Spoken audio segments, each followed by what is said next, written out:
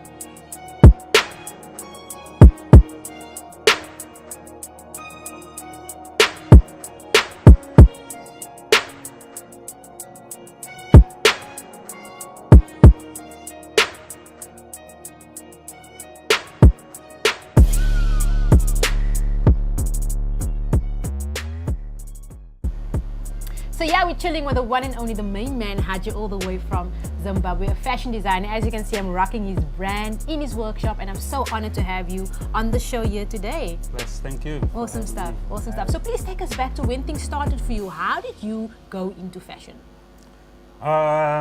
It's been quite a journey, but somehow fashion now becomes like more of the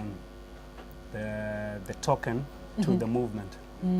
Because the whole brand is the movement, and the movement is a set of ideologies and philosophies that that we look up to and we build and push.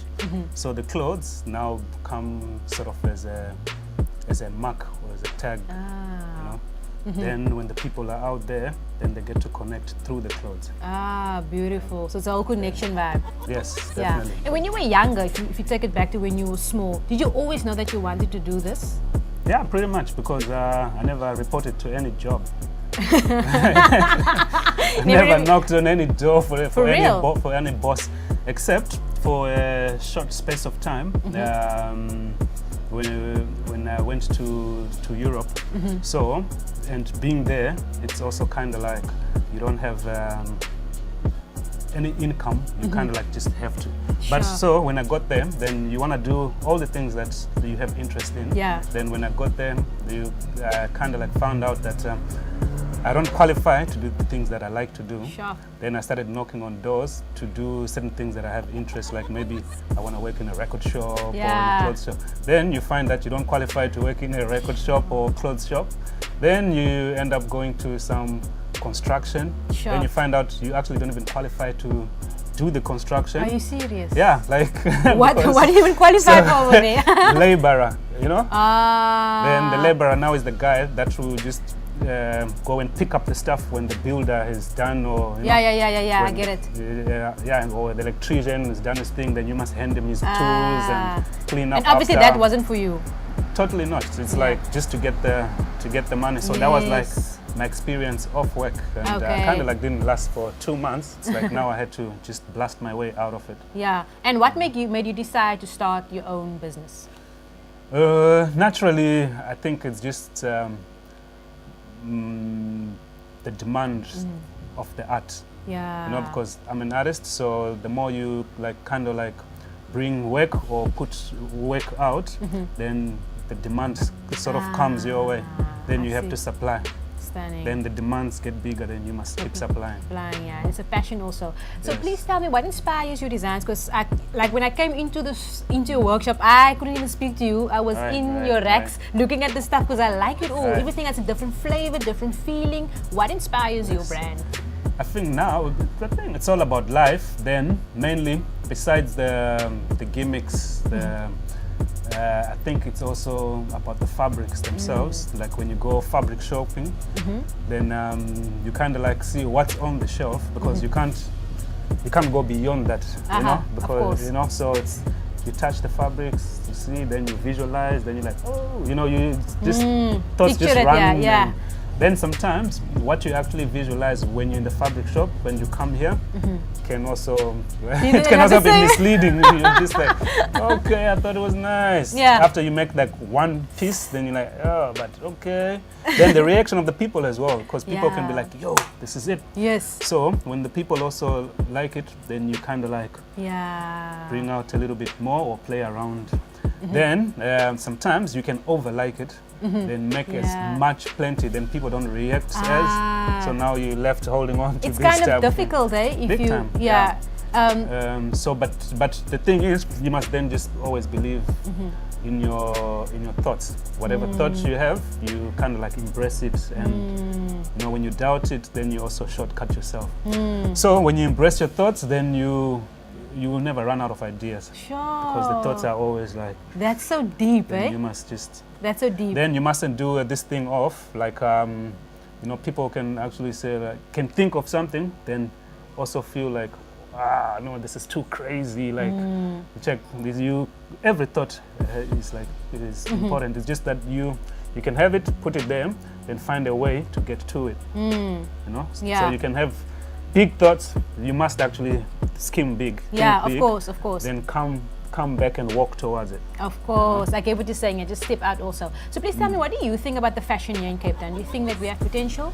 Big time. Like the independent labels have been actually mushrooming, you know, at a certain speed, whereby there is a lot of good designers, good brands, good ideas. Yes. Then there's also a lot of copy and paste. But at the same time, it's also good because you kind of like have to start somewhere. Okay. Then your journey you have to improve through your journey. You know. Have you had cases where people would steal your ideas? A lot, yeah. Then what do you do? What do you do? Wow, it's crazy because I'm actually going through something like that, and it was challenging for me because I was like, yo, hey, think of your own idea. It is crazy. As an artist, I actually have one sort of like apprentice, but sort of a guy that's at university. Then they would sell for me. Okay, nice. Then I also print for them. Then they would also sell. Then I made this nice product that they liked a lot. Then when he graduated and went to Joburg, then he went and not just register, but kind of like patent. Patent, yeah, I know that word. That's the a new design with the name as his own. Your brand. His brand. He patented the one particular product. You know? Sure, that's intense. So it's like, hey. There's nothing you can do. Then the interviews come, SABC. Then I'm like. Then you know you hear someone also saying, they ask like, oh, so where'd you get these inspirations? What'd you do? Yeah. Then you know guys like, I'm like, okay, like no mention at least to say okay, give credit to the person at least. Yeah. You know, then I did take over from that, but you just be like, oh, Then I was with my friend and we were just Yeah. like, then oh man, okay.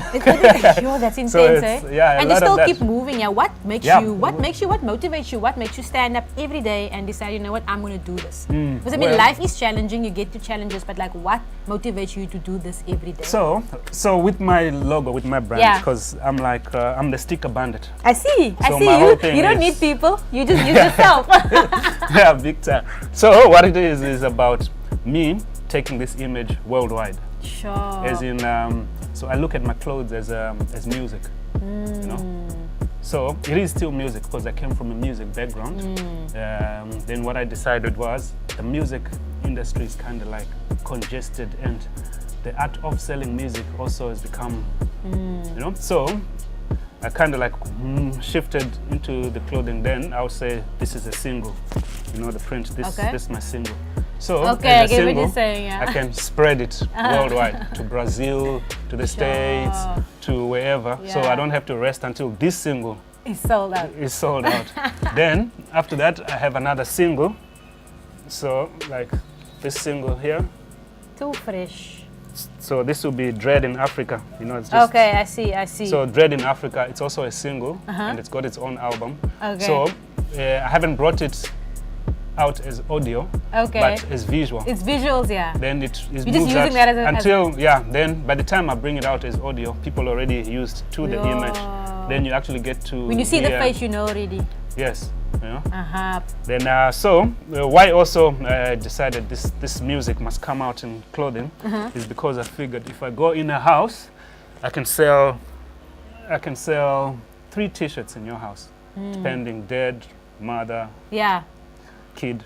Yeah. Then with the CD, I can only sell 1 CD. Yeah. And I must come back to that house after 2 years when I do another album. Yes. But with a T-shirt, I can come back in 6 months and sell another 3 to the same people. Oh, that's so In the clever. year, they can buy 3 times. Yeah, brilliant. You know? Brilliant. So, but it's still the same single. So the same single. This makes Yeah. some point. That's a good example. I love how you think. So yeah, so that way you kind of like your singles multiply the All movement. the time. And it's louder than the Yeah. CD because people are outside and people can see and people It's are visuals, asking yeah. and people are like, so what is that? It's making an impact. With the CD, I'll have to call you and say like, come to the earphone, Just come to to the headphone, listen. come to the club. Yeah. I have to do a launch at the club for you to hear. You know, so the whole process, man, is It's just, yeah. Good way of using you know? it though. And Good use. people also kind of like, I'm more proud to say like, I support the movement when they're wearing. I support this band. Yes, See, so that's this how is- it's like a band, yeah, it's a easy. movement. Yeah, like, It's a movement, yeah. You know? So please tell us, as an So, artist, we all face challenges. yes. What challenges have you faced or face as an artist? I suppose like the biggest is always the financial. Everything else flows. Yeah. You know, kind of like because ideas, we are unlimited when it comes to ideas, and also in terms of approach or actually doing the thing, we also unlimited. We can do as much as we can. Whatever hinders, we can use other methods and. Yeah. But finance, like you can't go beyond the finance. That's And intense. Are you like- basically self-funded? Yeah, pretty much, man. Independent from the core, yeah. Independent from the core. Yeah. And I mean, if there's any fashion designers watching right now, what advice would you give to them or people that wants to become a fashion designer? I suppose you just need to stay authentic. Just need to be authentic. You just to be original in your idea, and also like less doubt, you know. And yeah, and Awesome. I think also it's about the way you advertise and market in terms of you must just hit people in the house, people in your street. Start people at around home. you. Yeah, Start at definitely. home. Yeah. Because people out there also want to wear different stuff. People don't want to look the same. Yes.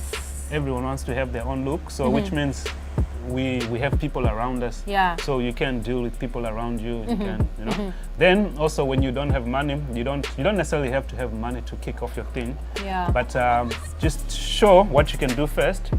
Then the people will come to you and say like, yo, I also want. Yeah. Or you go to them and show them like, yo, I can make this. Then you must say, can I have a deposit so I can make it for you? Yes. Then they To kind of secure. like, yeah, you know. So that way, the person that's buying is actually funding the mission. So you don't have to wait to say, I don't have money to make this. I get what you're saying, yeah. So please tell me, I mean, let's talk about the brand quickly, the movement. Yes. Tell us, just for the viewers that doesn't know, we've got a lot of t-shirts here behind us. What do you sell? Because if I look in this workshop, obviously they can't see everything. Like it's different things. What do you sell and what is the price range around in terms of gear, maybe t-shirts, like your regular, regular tees, round neck, V-neck. They're about 180. Vests, crop tops, ladies' dresses, dude jackets, reversible jackets. Stunning.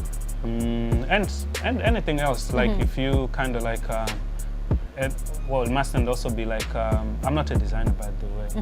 I can't design. You can but design. I'm not like a graduate or a student, a fashion student. To me, you don't have to be a graduate. Because I mean, if I look at your clothes, to me, that's what I see. I see a designer, I see an artist, you know what I mean? But I know what you mean. I kind of like just, I work within my... The talent, if it's in here, man. If the gift is in here, no one can, whether you are... Because I can go study that and I might not be as good as you.